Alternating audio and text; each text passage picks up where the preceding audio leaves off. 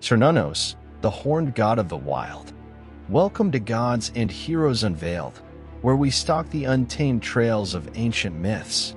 Picture a mist-shrouded forest in ancient Gaul, where leaves rustle and a figure emerges, antlers branching like a crown, eyes gleaming with primal wisdom. This is Cernunnos, the horned god of Celtic lore, a deity of the wild, fertility, and the sacred bond with beasts. Known as the Lord of Nature's Pulse, he reigns where the forest breathes. Is he a guardian of the wilderness or a mystic bridge to the animal soul?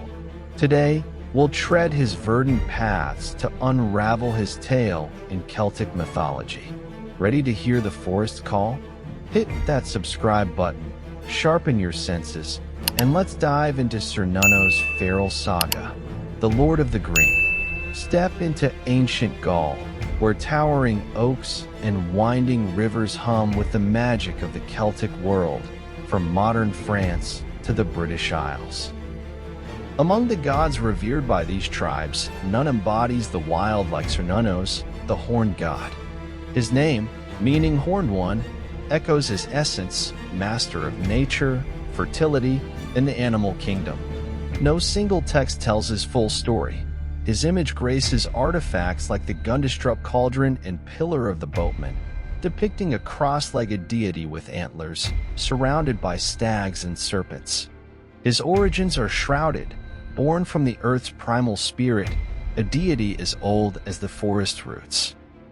Picture him, a muscular figure with a stag's antlers, clad in furs, a torque of gold around his neck, holding a ram-headed snake and a bag of coins or grain. His gaze links man to beast, his presence a heartbeat in the wild. But who is Cernunnos? A protector of the forest's bounty, a guide to life's cycles, or a god whose antlers crown the Celtic soul? Let's follow his hoofprints, starting where his spirit first stirred, in the glades and groves where druids whispered his name. The Dance of the Wild. Cernunnos' tale is no tame whisper, it's a primal roar echoing through the trees. As god of the wild, he rules forests and plains, his antlers a symbol of renewal, shedding and regrowing like the seasons. The Gundestrup cauldron shows him seated, beasts at his side, stags, wolves, boars, his hands offering wealth or life, a lord of abundance. As fertility god, he stirs the earth's vigor, blessing crops, herds, and human birth, his ram-headed serpent tying him to rebirth and the underworld. In Celtic tales, he's less a storyteller's hero than a felt presence, his spirit guiding hunters through sacred hunts or druids in trance, linking souls to animal kin. His torque and coins hint at prosperity, tying nature's wealth to tribal survival.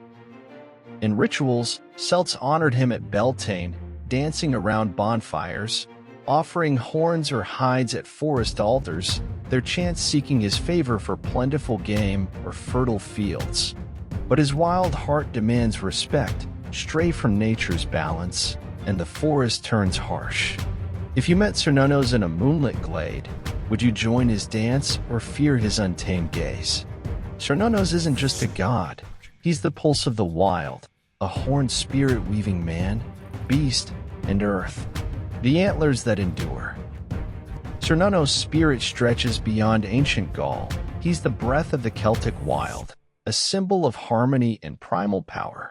As Lord of Nature, he bound tribes to the land, his presence felt in every rustling leaf and bounding stag, revered by druids who saw him as a bridge to the otherworld.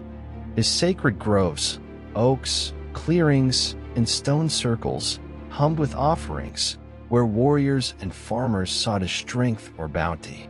When Christianity swept Celtic lands, Cernunnos' antlers didn't fade. His image echoed in folklore's green man and horned spirits, his wild essence in tales of forest guardians. Roman writers like Lucan linked him to Dispater, a god of wealth and death, showing his vast reach. Today, modern pagans revive him at Beltane and Samhain, crowning altars with antlers, his name chanted for fertility and connection to nature.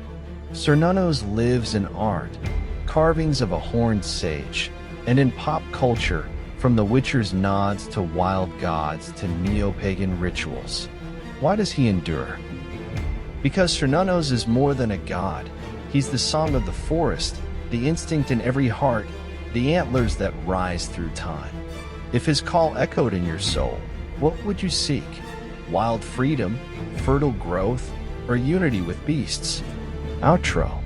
That's the feral saga of Cernunnos, the horned god whose antlers crown the wild, whose spirit binds beast and earth, and whose dance pulses in the Celtic heart. Is he a lord of nature's bounty, a guide to primal wisdom, or the forest's eternal voice? Tell us in the comments, what would you offer his altar? If his hoofbeats stirred your soul, smash that like button, subscribe, and ring the bell for a new mythic journey every single day. Cernunnos' antlers are rising. Will you follow his call? Thanks for watching Gods and Heroes Unveiled. See you tomorrow, when we chase another legend through the mist of time.